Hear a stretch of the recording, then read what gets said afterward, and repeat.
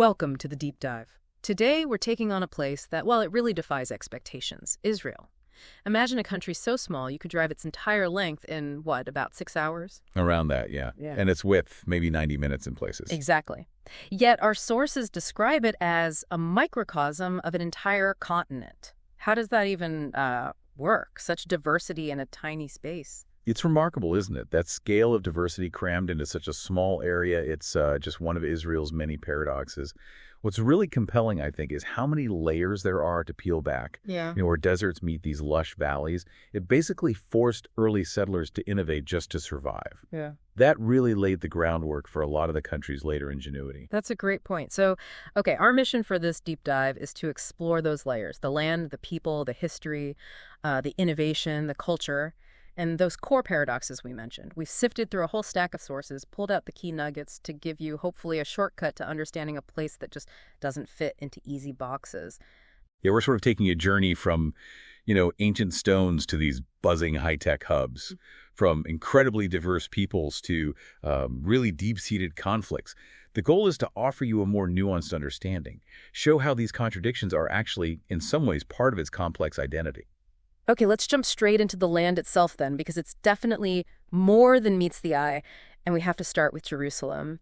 Our research highlights it as the spiritual, the political heart, but crucially, it's not one city but many. That's right. And one really striking thing is how quickly you can just transition between worlds inside the old city. I mean, in literally minutes. You walk from the Jewish quarter with the Western Wall right into the Christian quarter, Church of the Holy Sepulchre. Then suddenly you're in the Muslim quarter, Dome of the Rock, Al-Aqsa Mosque. And then there's the Armenian quarter, too. It's like a living testament to centuries of faith, conquest, coexistence. You can practically feel the weight of history there. It's palpable. That kind of rapid shift sounds almost, well, disorienting. Do the sources touch on whether that closeness leads more to, say, integration or maybe more tension? Yeah. How do people actually navigate that? Do they tend to stick to their own areas, or is there more mixing day to day? That's a really perceptive question. The material suggests it's a constant negotiation, really. Yeah. While each quarter definitely hold on to its distinct identity, you do have shared spaces, markets, interactions. But yeah, alongside that, there are the inherent tensions that come from those competing historical claims. It's a daily dance, coexistence and separation side by side. Incredible. And then, okay, just 45 minutes down the road from all that ancient intensity, you hit Tel Aviv. Our sources call it the bubble, and it sounds like a totally different planet. It really is. Secular, nonstop, 24/7, buzzing with tech startups, LGBTQ plus life. Right. Often called the gay capital of the Middle East. And the architecture, too. The Bauhaus stuff, UNESCO World Heritage. Yeah, the White City. Plus those packed, sandy beaches, everyone playing that cot. That paddleball game you see everywhere. That contrasts Jerusalem and Tel Aviv. It seems to capture so much of Israel's internal dynamic, doesn't it? Absolutely. Sacred versus secular, tradition versus modernity. It means Israel is like a society constantly negotiating with itself, trying to balance its ancient soul with its modern drive. And moving north from Tel Aviv, you get into the Galilee. That's Israel's greenest region. It's dotted with kibbutzim, those unique collective communities, and Arab villages, Druze towns. Plus, you've got the Sea of Galilee, hugely important biblically, of course, and the more rugged Golan Heights nearby. Then we swing completely south to the Negev Desert, which surprisingly makes up over half of Israel's landmass. Yeah, it's huge. And it wasn't always seen as, prime real estate, more like a wasteland in the past. But that's changed. Dramatically. It's become a real frontier for innovation, particularly in solar energy and desert agriculture, making the desert bloom, literally. It's also got these unique geological spots like the Maktesh Ramon, that massive erosion crater, and the Bedouin tribes, adapting their nomadic life to the modern world. And we should also mention the Dead Sea, right? The lowest point on Earth. Definitely. Famous for the buoyancy, the mineral mud. Yeah. But it's also a bit of a cautionary tale. It's shrinking at an alarming rate, facing real ecological challenges.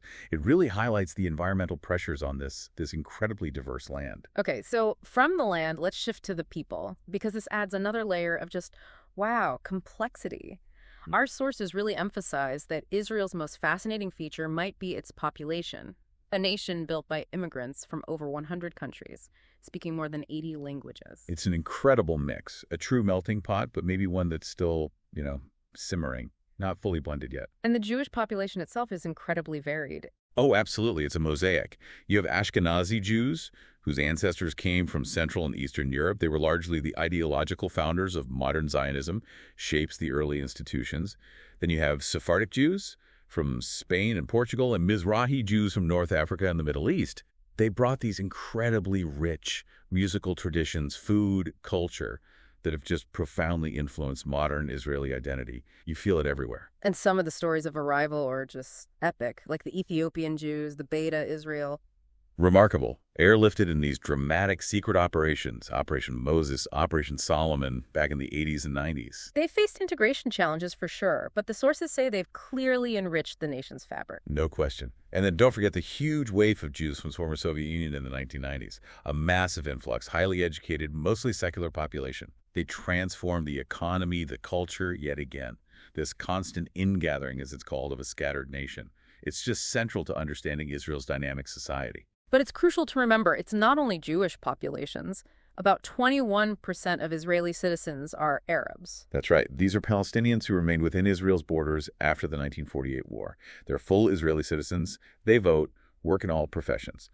But, as our sources note, they navigate a really complex identity, balancing their Israeli citizenship with their Palestinian heritage and kinship ties. Which raises a big question, doesn't it? How does a nation integrate so many distinct groups while holding on to a core identity? It's an ongoing process. And beyond that, Israel is also home to other minorities. You've got the Druze, a unique Arabic-speaking religious group known for their loyalty. Many serve in the military.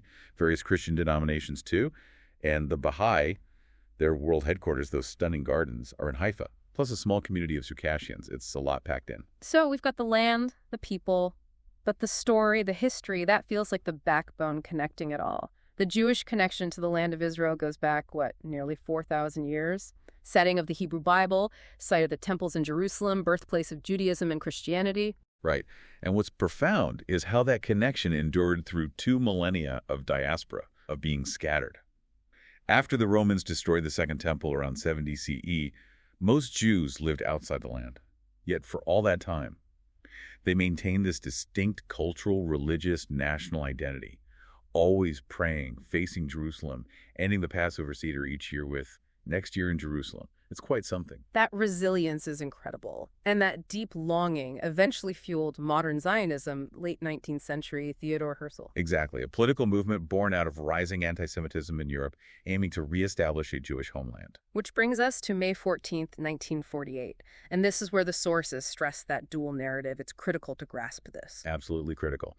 For Jews, the establishment of the State of Israel was, well, miraculous. The fulfillment of that ancient dream, a safe haven, especially after the Holocaust. But for the Arab world, particularly the Palestinians who were living there, that same moment is known as the Nakba, the catastrophe, because the war that followed led to the displacement of over 700,000 Palestinians. So the very same event, source of joy and fulfillment for one group, source of trauma and displacement for another. Precisely. And that dual conflicting narrative is presented as the foundational trauma of the Israeli-Palestinian conflict.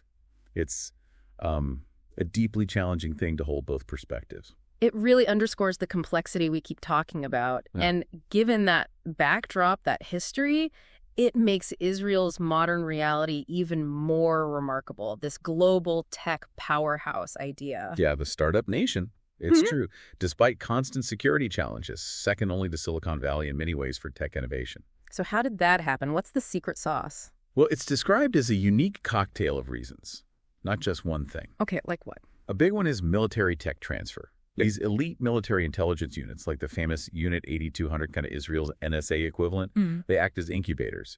Young people get absolutely world-class training in cyber, data analysis, problem solving. Yeah. Then they finish their service and often go found companies. It's a direct pipeline. Wow, like a high-tech boot camp feeding the civilian sector. What else? Then there's this concept of chutzpah. You hear that word a lot. Right, audacity, grit. Yeah, audacity, grit, a willingness to challenge authority, question everything. Israeli culture, the sources say, encourages improvisation, a very direct approach to solving problems. No beating around the bush. Does that directness, that chutzpah, ever cause friction, though? Say, in international business or diplomacy? That's a fair point. The sources do suggest that sometimes, yes, it can be seen as abrasive by people from cultures that are more hierarchical or indirect. But within the innovation ecosystem itself, The benefits that drive that willingness to try things seem to outweigh the occasional cultural bumps. Okay, so military training, chutzpah. What's the third ingredient? Necessity. Simple as that. Being a small country, few natural resources, historically surrounded by hostility, they had to innovate to survive. It pushed them to make huge advances in things they needed, like drip irrigation, making the desert bloom, as we said. Water desalination is massive there. Solar power, too. And some of these innovations are things we use every day, right? Absolutely. You've probably used Waze for navigation. That's Israeli. The original USB flash drive technology came from an Israeli company, M Systems, Mobileye, the collision detection systems in many cars now, and major developments in medical imaging, pharmaceuticals. The list is long. It shows how challenges really fueled ingenuity. It's a powerful lesson, really. Problem solving under intense pressure. Definitely. Okay, let's shift gears a bit to culture and daily life. Yeah. Because that also reflects this incredible tapestry. One story that always blows me away is the revival of Hebrew. Oh, yeah. It's one of history's most amazing linguistic stories. Think about it. It hadn't really been a daily spoken language for almost 2,000 years.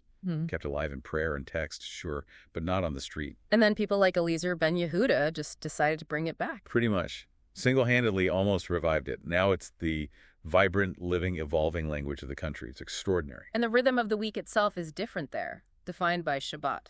Deeply. Friday sundown to Saturday sundown, the day of rest. And again, you see that contrast we talked about. Jerusalem largely shuts down. It gets very quiet. But you go to Tel Aviv, cafes are buzzing, restaurants are open. Perfectly capturing that tension, right, between the religious and the secular, constantly negotiating. Exactly. It's a visual representation of that balance, or sometimes imbalance. Well, and then there's the Army experience, the IDF, mandatory service for most Jewish Israelis. Right. Men for nearly 3 years, women for 2. It's described as this universal formative experience. A great equalizer in many ways, bringing people together from all backgrounds. It forges these incredibly strong, lifelong bonds. And it functions as a huge networking hub later in life, too. And we can't forget the food. Israeli cuisine sounds like a fusion explosion. It totally is. Deliciously so. You've got Middle Eastern and Mediterranean staples. Hummus, falafel, shakshuka are everywhere. National obsessions, but blended with dishes brought by immigrants from all over. Like schnitzel from Eastern Europe, Iraqi sabich sandwiches, Yemeni pastries like jaknan. It's a culinary melting pot, reflecting the people.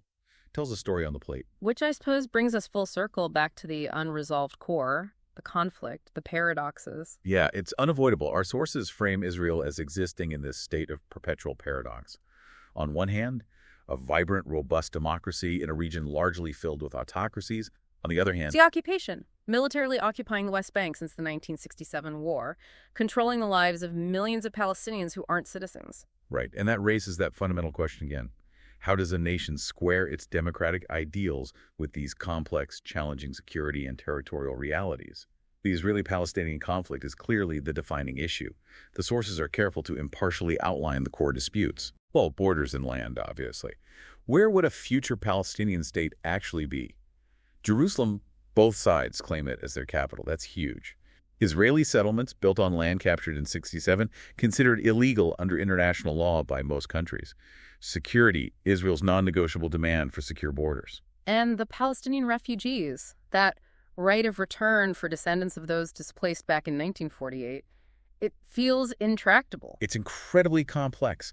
And what's compelling, or perhaps sobering, is how this conflict permeates everything in Israeli life.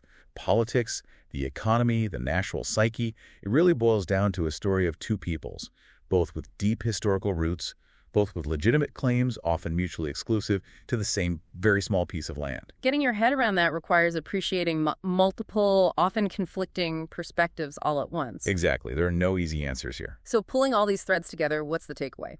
Israel is clearly not simple, defies easy labels. Completely. It's ancient and hypermodern, sacred and fiercely secular, deeply marked by trauma, yet also incredibly resilient and, in many ways, optimistic about the future. A place of fierce debate, intense family loyalty, amazing warmth, but also jarring tension, sometimes all in the same day. Yeah. To really try and understand Israel, you have to be willing to hold multiple truths simultaneously. It's a story of stunning success, absolutely, but it's also a story of unresolved tragedy.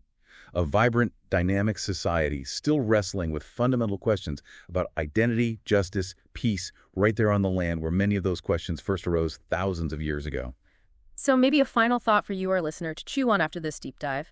Consider how a nation forged from such incredibly diverse histories and peoples, facing such profound ongoing challenges, still manages to innovate, to adapt, to redefine itself constantly, in real time. What might that teach you about resilience, about navigating complexity in your own world?